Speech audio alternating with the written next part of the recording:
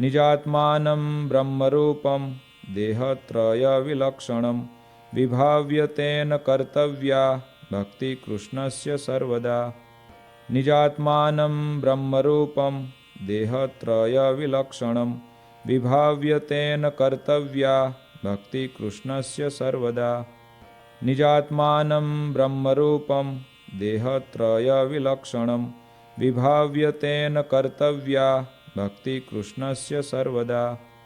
निजात्मानं ब्रह्मरूपं देहत्रयविलक्षणं विभाव्य तेन कर्तव्या भक्ति कृष्णस्य सर्वदा।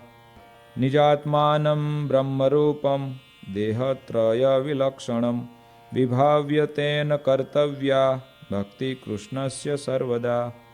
निजात्मानं ब्रह्मरूपं देहत्रयविलक्षणं विभाव्य तेन कर्तव्या भक्ति कृष्णस्य सर्वदा।